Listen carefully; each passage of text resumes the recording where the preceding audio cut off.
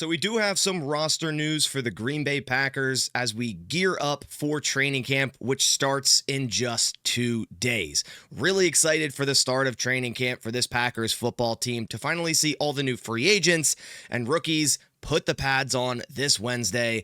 I'm extremely excited for it. So the Packers made some roster moves over the weekend, including signing their final draft pick to the roster, releasing 2 players, and also we got some injury updates on a list of players who's starting this training camp on the PUP/NFI list. So quickly, just wanted to go over all this roster news for you guys as we near closer and closer to the start of training camp. If you happen to be stopping by for the first time or a return viewer that has yet to click subscribe, I'd highly suggest going down and hitting that subscribe button. It supports the channel a ton. Plus, with training camp just 2 days away, this is the all-in-one spot where you can get all your training camp updates, including highlights and takeaways from every single day of practice.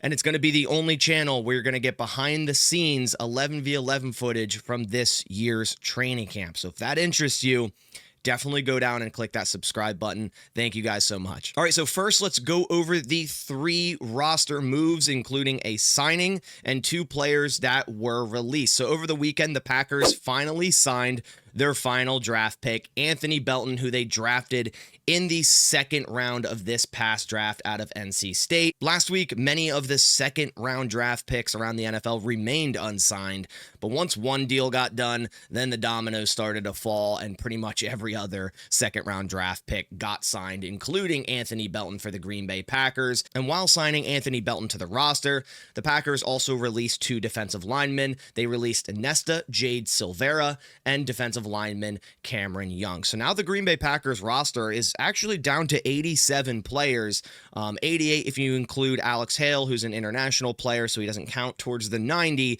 So right now the Packers do have 3 open roster spots and expect those signings to happen between now and the start of training camp. The Packers are going to want to have a full 90-man roster, considering, some players are starting on the PUP and NFI, which we'll get into that here in a second.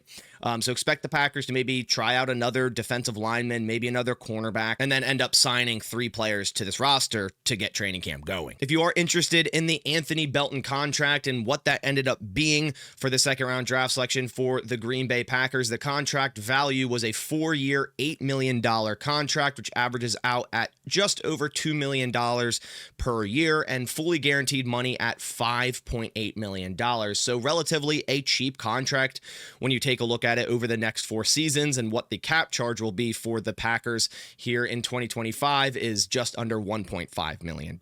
Then it jumps up to $1.8 million in 2026.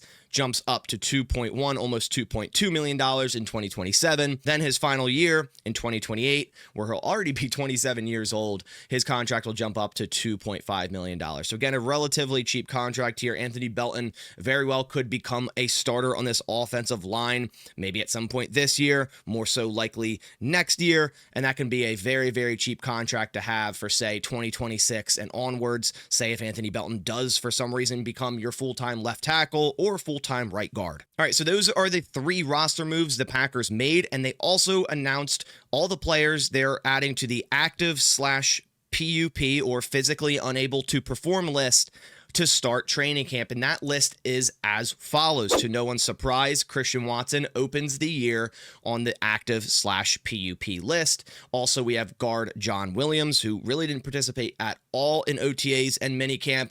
We also have linebacker Quay Walker, who supposedly is going through an injury issue here. I'm not really sure on the injury.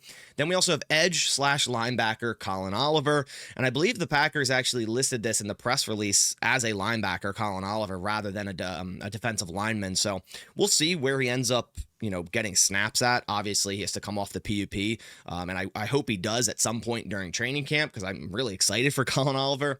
And then we also have their 7th round pick, defensive back or cornerback Micah Robinson, being added to the active/PUP list. Now, a few things to go over here. The active/PUP list, they can come off this at any point before the start of the regular season. So some players on this list may actually be activated before Wednesday. So this doesn't mean that they're not going to be here at all during training camp. They're going to be here probably in the rehab or in the Don Hudson doing some things, and they can be activated at any point because they're on the active/PUP list. Also, this is a big sign for Christian Watson that the Packers expect him to return at some point in 2025. Because if Christian Watson wasn't to return in 2025, or they didn't believe that was a possibility, he would be placed on the reserve/PUP list, where then he would be out the remainder of 2025, and his rookie contract would actually get pushed out a further season, and this wouldn't be the last year of his deal. It would actually be in 2026. I've talked about that before, but that's not able to happen now because Christian Watson was placed on the active/PUP, so he can be activated at any point.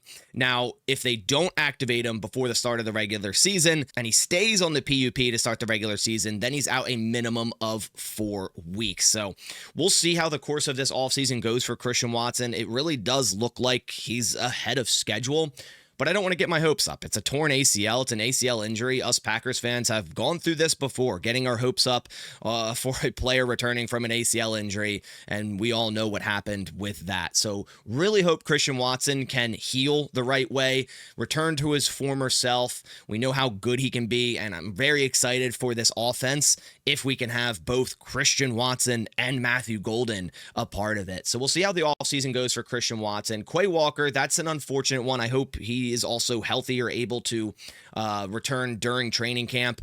If not, I mean, we do have Edgerrin Cooper, but I'm interested to see who's going to, start training camp with the green dot on their helmet. I would assume it's going to be Isaiah McDuffie, but we'll see how that goes.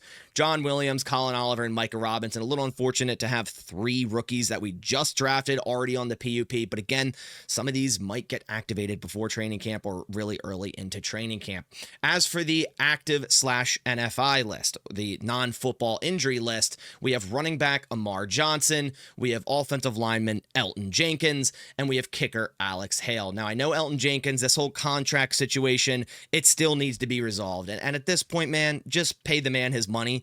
We don't have a starting caliber center on the team right now, in my opinion. I love Jacob Monk, but would I be too comfortable going into the start of 2025 with Jacob Monk starting at center? I'm not necessarily sure. Let's see what he gives us during training camp. Maybe that's what the Packers are also waiting for because they invested a draft pick in Jacob Monk and maybe view him as the long-term center, and that's their leverage against Elton Jenkins. I'm not really sure, but I like the thought of Elton Jenkins moving to center. I feel like that beefed up the interior of our offensive line a lot after signing Aaron Banks, sliding Elton Jenkins into the center spot, having either Sean Ryan, Jordan Morgan, Anthony Belton at that right guard spot. But right now he starts on the active/non-football injury list. So we'll see if that gets resolved soon. Hopefully it does. Backup depth running back Amar Johnson starts on there. And then also Alex Hale, who again I mentioned earlier, doesn't count towards our 90-man roster because he is an international player. Hopefully he can return sometime soon. It's always good to have 2 kickers during training camp. Maybe the Packers actually go out and sign another kicker just to have another leg out there during training camp, at least until Alex Hale can return, as they do have 3 roster spots. So that's all the roster news that happened over the weekend for the Green Bay Packers right before the start of training camp. Again, expect the Packers to go and sign 3 players before the start of training camp, and I'll release a video going over those signings here on this channel. So again, go down, click subscribe, turn on post notifications. So excited for training camp to finally be here. Football is almost here. It's almost back, guys. Let's get it. Really hyped for the 2025 Green Bay Packers. I think it's going to be a huge year for this football team. Tons and tons of potential. All the new rookies, all the new free agents. Really excited about it. Let me know down in the comments, what are you excited for the most for this year's training camp for the Green Bay Packers? Really appreciate you guys coming by to the channel. I'll catch you on the next one. And as always, go Pack Go.